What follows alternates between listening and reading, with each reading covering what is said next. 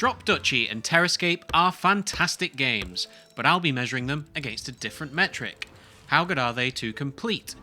In this video, I'll be cleaving together medieval countrysides to help you decide whether these games are worth your time and money when tackling the last couple hardest achievements, along with brief synopses and reviews of both games. Enlist your local carpenter and stonemason as we draw up plans for a kingdom that can stand the test of time. Tetris is a fundamental pillar of gaming, and Drop Duchy isn't about to change that. What it does do is what indie gaming seemingly does best, and duct tape a roguelike deck builder onto a proven formula to create something altogether new and refreshing. Dust off your tetromino slotting skills, as the same core tenet of forming unbroken lines is still the main course on offer. However, rather than crumbling before your very eyes, each complete line remains and rewards you a smattering of resources matching the terrain types comprising it.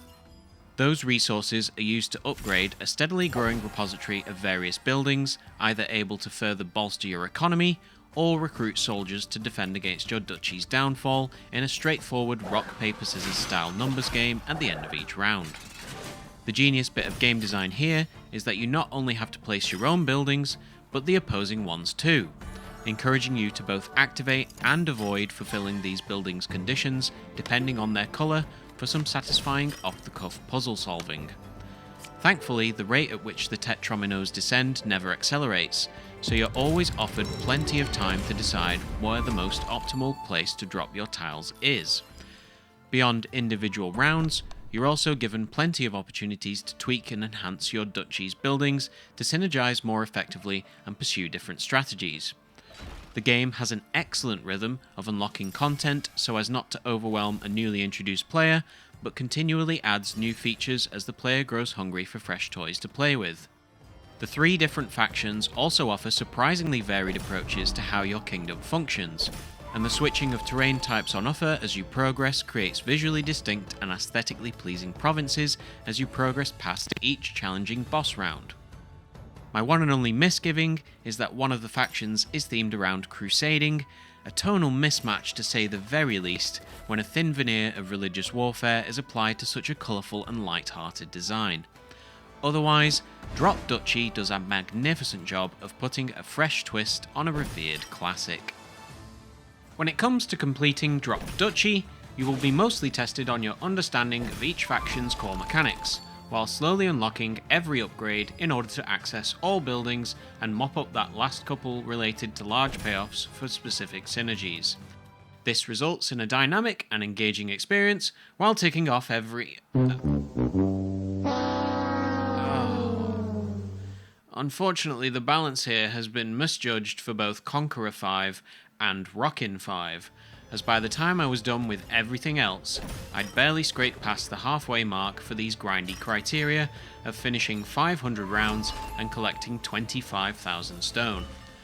Stone is only offered from Act 2 onwards, easily making it the rarest resource to hoard en masse, so wherever possible, you'll want to prioritise adding buildings to your deck which grant bonus stone. Finishing 500 rounds totally eclipsed the amount of time spent grinding though, and resulted in my last hour or so mindlessly piling up tetrominos to end each round as quickly as possible. Whether this imbalance is addressed in a future update is hard to say at this time, as no expansion has been announced, so it's entirely possible that Drop Duchy could rise to a perfect score for its achievements, but for the time being I have no choice but to dock half a point, still coming in at a very strong 4.5 out of 5. Since these achievements are fairly straightforward to actually do, I'm only going to dock half a point rather than a full one, so yes, 4.5 out of 5. For those who enjoy the relaxing tempo of creating rustic towns and cities, look no further than Terrascape. From humble beginnings placing down cottages and lumberjacks before graduating to breweries, tailors and schools, over the course of a scenario, the landscape transforms and remolds to suit each newly established hamlet. It achieves this via the small recipe book of specialised buildings, which emerge from smaller ones available to the player through periodically unlockable decks. Although calling them decks with only 4 unique cards in each seems like a stretch. Put 4 cottages together, for example, and create a longhouse, which then terraforms surrounding tiles into urban terrain and better synergizes with other early game buildings like wells and houses. This lays the foundation of a wonderfully breezy experience, letting the player take as long as they like to think through the best possible configurations of these numerous building types to squeeze as many points from the limited space as they can, while reaching a series of milestones for each scenario.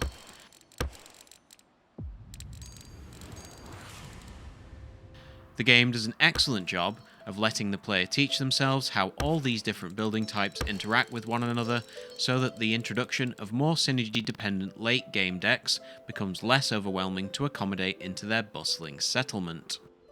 The game's rules reinforce an inherent understanding of where things should go: wetland cards in the marshes, mining cards in the mountains, etc.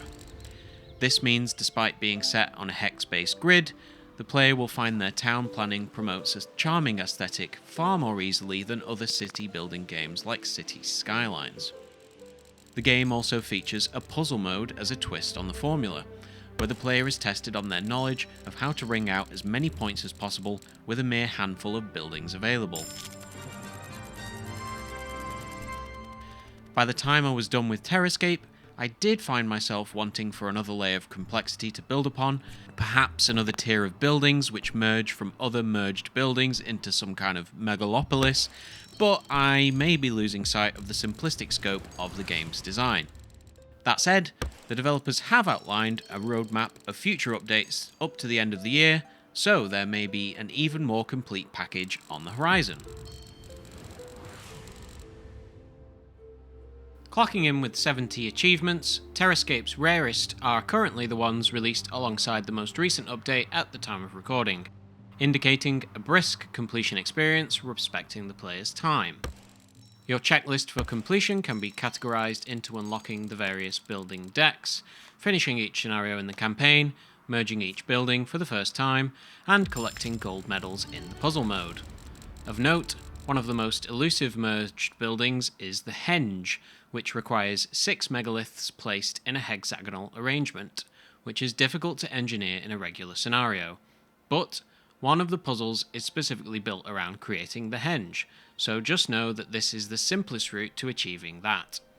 While we're here, a few of the levels in puzzle mode are particularly tricky compared to the rest, but you're only required to get a gold medal in 45 of the current total of 50, so if you're struggling on occasion, don't feel like you're forced into perfecting every single level.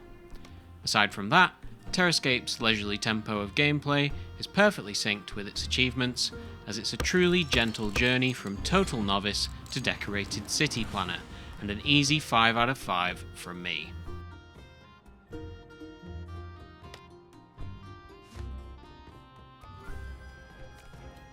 And that's about going to do it for today's video. Hopefully that's unveiled a couple new games to wishlist for your collection, whether it's a city builder more resemblant of the arcade cabinet, or a more relaxed arranging of Catan-like vistas that's caught your eye on this occasion. If you've enjoyed this video, please feel welcome to click some of those feedback buttons and let me know if there's any games you'd like me to cover in future. But for now, happy homesteading, and I'll see you in the next video when I relay to you the last couple games I've completed. Toodles!